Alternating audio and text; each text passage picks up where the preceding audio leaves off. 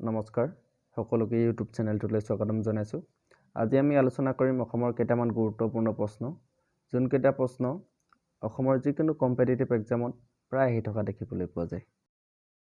ভিডিঅ'টোৰ প্ৰথম প্ৰশ্ন, অসমৰ প্ৰথমগৰাকী অলিম্পিক বঁটা বিজয়ী হৈছে who is the first Olympic medalist of Assam? অপশ্যনকেইটাৰ ভিতৰত শুদ্ধ অপশ্যনটো হ'ব অপশ্যন ডি, লাভলীনা বুঢ়াগোহাঁই। অসমৰ প্ৰথমগৰাকী অলিম্পিক বঁটা বিজয়ী হৈছে লাভলীনা বুঢ়াগোহাঁই। দ্বিতীয় প্ৰশ্নটো হৈছে অসমৰ লৌহ মানৱ বুলি কোনগৰাকী ৰাজনৈতিক ব্যক্তিক জনা যায়? Which politician is known as the iron man of Assam? অপশ্যনকেইটাৰ ভিতৰত শুদ্ধ উত্তৰটো হ'ব অপশ্যন এ, বিষ্ণুৰাম মেধি। অসমৰ লৌহ মানৱ বুলি বিষ্ণুৰাম মেধিক জনা যায়। পৰৱৰ্তী প্ৰশ্ন হৈছে লাচিত দিৱস কেতিয়া পালন কৰা হয়? Lachit Divas is being celebrated on which date? অপশ্যনকেইটাৰ ভিতৰত শুদ্ধ উত্তৰটো হৈছে অপশ্যন এ, 24 নৱেম্বৰ। লাচিত দিৱস 24 নৱেম্বৰ দিনা পালন কৰা হয়। 4 নম্বৰ প্ৰশ্ন হ'ল দেওধানী নৃত্য কাৰ সৈতে জড়িত? Who is associated with Deodhani নৃত্য? অপশ্যনকেইটাৰ ভিতৰত শুদ্ধ অপশ্যনটো হৈছে অপশ্যন চি, মা মনসা। অৰ্থাৎ দেওধানী নৃত্য মা মনসাৰ সৈতে জড়িত। পৰৱৰ্তী প্ৰশ্ন হৈছে জাপি কিহৰ প্ৰতীক ৰূপে গণ্য কৰা হয়? হোৱাট ইজ দ্য জাপি কনচিডাৰ্ড টু চিম্বলাইজ? অপশ্যনকেইটাৰ ভিতৰত শুদ্ধ উত্তৰটো হ'ব অপশ্যন বি, সন্মান। জাপি সন্মানৰ প্ৰতীক ৰূপে গণ্য কৰা হয়। 6 নম্বৰ প্ৰশ্নটো হ'ল লোকসভা ভংগ কৰাৰ অধিকাৰ কাৰ আছে? Who has the power to dissolve the Lok Sabha? অপশ্যনকেইটাৰ ভিতৰত শুদ্ধ উত্তৰটো হ'ব অপশ্যন বি, ৰাষ্ট্ৰপতি। লোকসভা ভংগ কৰাৰ অধিকাৰ ৰাষ্ট্ৰপতিৰ আছে। পৰৱৰ্তী প্ৰশ্ন হ'ল স্বাধীন ভাৰতৰ প্ৰথমগৰাকী মুখ্য নিৰ্বাচনী আয়ুক্ত হৈছে the first chief election commissioner of independent India was?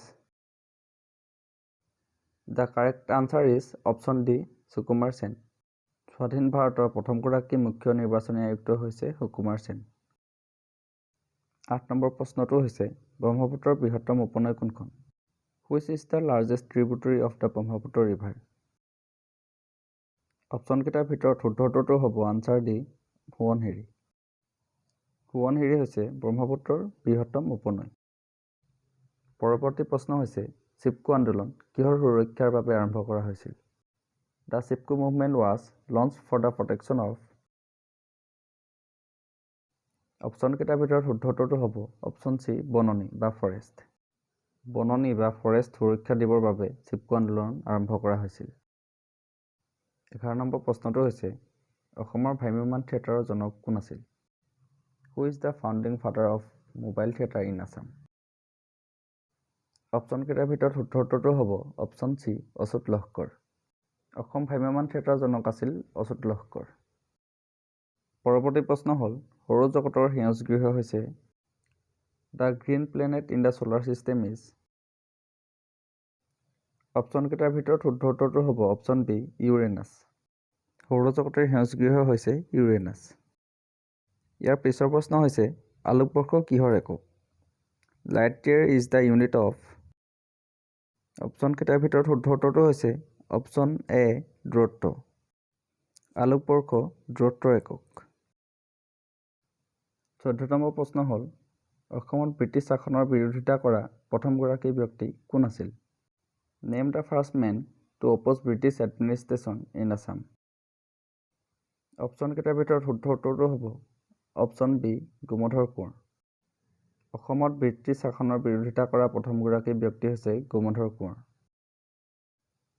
15 number প্ৰশ্ন হৈছে স্বাধীন অসমৰ প্ৰথমগৰাকী ৰাজ্যপাল কোন আছিল? Who was the first governor of independent Assam?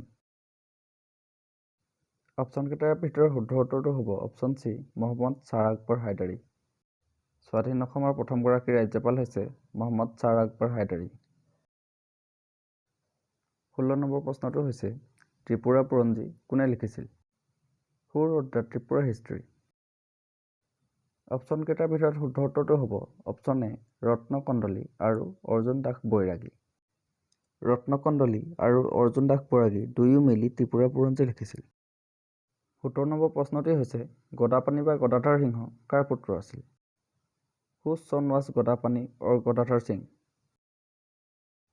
অপশ্যনকেইটাৰ ভিতৰত শুদ্ধ উত্তৰটো হ'ব অপশ্যন বি গোবৰ ৰজা। গদাপাণি বা গদাধৰ সিংহ গোবৰ ৰজাৰ পুত্ৰ আছিল। 18 নম্বৰ প্ৰশ্নটি হৈছে ইটাখুলি যুদ্ধৰ সময়ত মোগলৰ পক্ষৰ সেনাপতি কোন আছিল?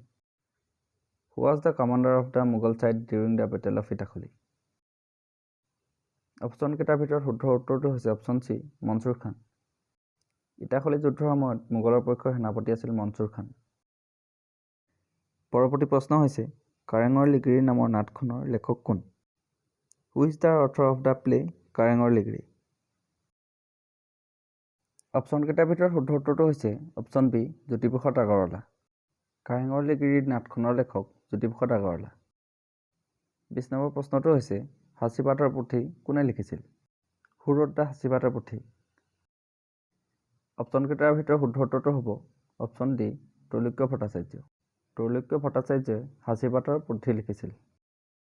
ইয়াৰ পিছৰ প্ৰশ্নটি হৈছে কিমান চনত উপ মহাপৰিদৰ্শক বা DIG পদটো সৃষ্টি কৰা হৈছিল? In which year was the post of deputy inspector general or DIG created? The correct answer is option A 1935। 1935 চনত উপ মহাপৰিদৰ্শক বা DIG পদটো সৃষ্টি কৰা হৈছিল। 22 নম্বৰ প্ৰশ্নটি হৈছে অসম আৰক্ষী আইনখন কেতিয়া গৃহীত হৈছিল? When was the Assam Police Act passed? অপশ্যনকেইটাৰ ভিতৰত শুদ্ধ উত্তৰটো হ'ব অপশ্যন ডি 1861। 1861 চনত অসম আৰক্ষী আইনখন গৃহীত হৈছিল। ইয়াৰ পিছৰ প্ৰশ্নটি হৈছে খালী ঠাই আৰক্ষীৰ নতুন নাম হ'ল সশস্ত্ৰ আৰক্ষী।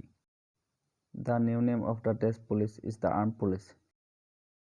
অপশ্যনকেইটাৰ ভিতৰত শুদ্ধ উত্তৰটো হ'ব অপশ্যন এ সীমান্ত। অৰ্থাৎ সীমান্ত আৰক্ষীৰ নতুন নাম হ'ল সশস্ত্ৰ আৰক্ষী। 24 নম্বৰ প্ৰশ্নটি হৈছে উপ-ৰাষ্ট্ৰপতিৰ নিৰ্বাচনৰ লগত জড়িত বিবাদসমূহ কোনে মীমাংসা কৰে? Who settles disputes related to the election of the vice president? অপশ্যনকেইটাৰ ভিতৰত শুদ্ধ উত্তৰটো হ'ব অপশ্যন চি উচ্চতম ন্যায়ালয়। উপ-ৰাষ্ট্ৰপতিৰ নিৰ্বাচনৰ লগত জড়িত বিবাদসমূহ উচ্চতম ন্যায়ালয়ে মীমাংসা কৰে। আজিৰ ভিডিঅ'টিৰ শেষৰটি প্ৰশ্ন দেশৰ ৰাষ্ট্ৰপতিৰ পদ শূন্য হ'লে কিমান দিনৰ ভিতৰত ৰাষ্ট্ৰপতিৰ পদ পূৰ কৰাটো বাধ্যতামূলক? If the post of the president of the country becomes vacant, within how many days is it compulsory to fill the post of president? অপশ্যনকেইটাৰ ভিতৰত শুদ্ধ উত্তৰটো হ'ব অপশ্যন বি 6 মাহ। অৰ্থাৎ দেশৰ ৰাষ্ট্ৰপতিৰ পদ শূন্য হ'লে 6 মাহৰ ভিতৰত ৰাষ্ট্ৰপতিৰ পদ পূৰ কৰাটো বাধ্যতামূলক।